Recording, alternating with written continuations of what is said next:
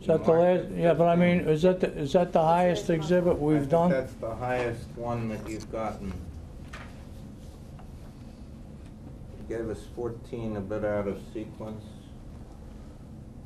Yeah, well, I was trying to pre-mark them, then I kept finding other stuff, and it's very confusing. Well, Am I safe with 16? I think you're safe with 16. It's 10 after 2. We're almost done, but I'm going to read you something here that you might not like. But Something complimentary for a change? now the other stuff was complimentary. This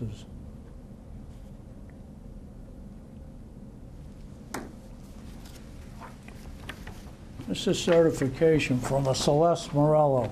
I'm going to read it. I'm going to really get hoarse now because it's 5 pages. I was hoping she could make it shorter, but I can't tell her what to say. I, Celeste Morello of 1234 South Sheridan Street, Philadelphia, Pennsylvania, hereby certify the following facts are true to the best of my knowledge and belief, and under the penalties provided for false swearing to the authorities. I am a historian specializing in organized crime in the Philadelphia area and South Philadelphia history. On November 30th, 2006, Temple University sponsored an event wherein I discussed my work on 3 books on the local mafia. The event at Paley Library brought me into contact with Susan Golding, a librarian at Temple who asked me some questions. A few weeks after this lecture, I saw Miss Golding while I was walking my dog on the 700 block of Montrose Street in Philadelphia.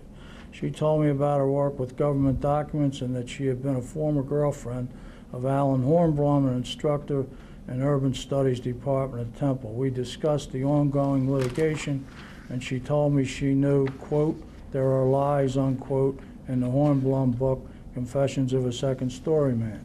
I had asked Miss Golding to explain to me how the, quote, lies existed in this book and why a publisher would publish a book with this liability.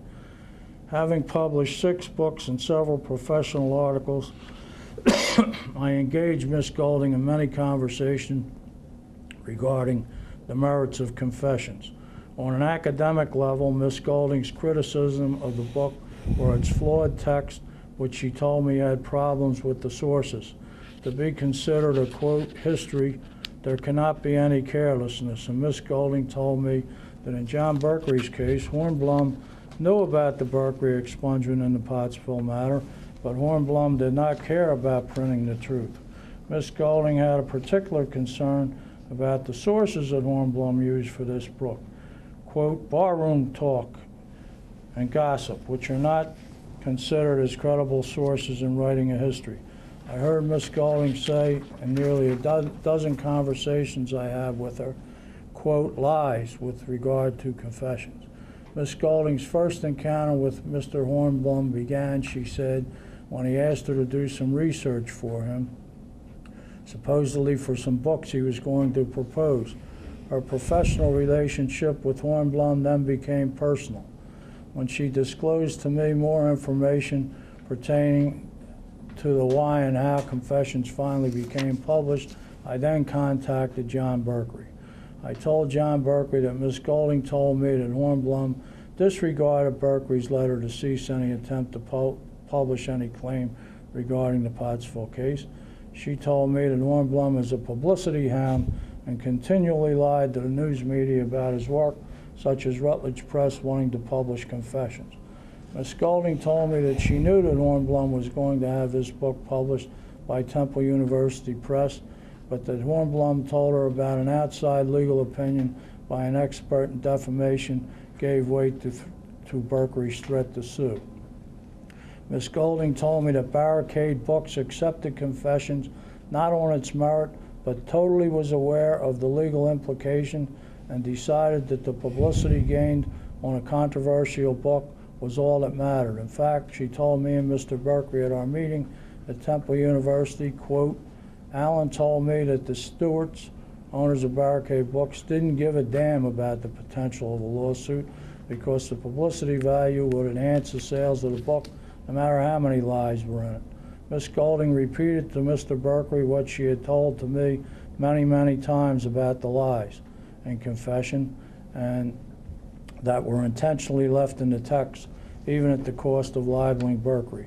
I have had many conversations alone with Mr. Golding or with Miss Golding as to the academic value of confessions, as well as what risks the publishers would take with a book that Miss Golding had said had many problems in credibility.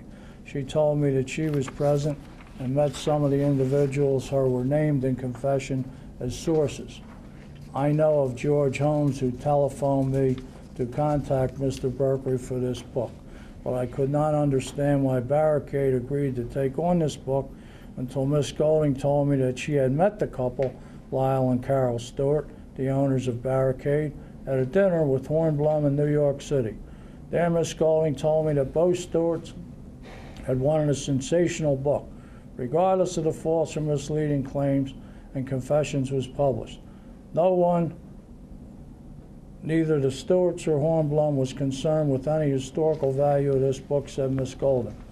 Books regarded as historical reference, which is what Confessions assumes to be, should be peer-reviewed and closely defensive of its sources. Miss Golding and I, on evaluating Confessions, agreed that Hornblum's negligent handling of Berkery's request to honor his expungement and to review his previous, quote, notoriety, parentheses, which are mostly puffed by news media, parentheses, and print, should have been addressed, but were not in Confessions. Historians are supposed to do exhaustive research. Berkery sent letters to Hornblum, and he received and read them, said Miss Golding. But Hornblum, she told me, refused to write the truth regarding Berkery. On a personal level, Miss Golding told me she spent a considerable amount of time doing research for Mr. Hornblum and for his various book projects. At no time did he offer to pay her for her time to assist him. She told me that her relationship with him lasted for about 10 months, during which time she was privy to his information about Mr. Berkery, on why Temple University Press refused to publish Confessions, and that Hornblum had known from the outside legal expert to Temple Press that there were serious, I don't know if that's legal or illegal, claims that he made in Confessions that he refused to correct.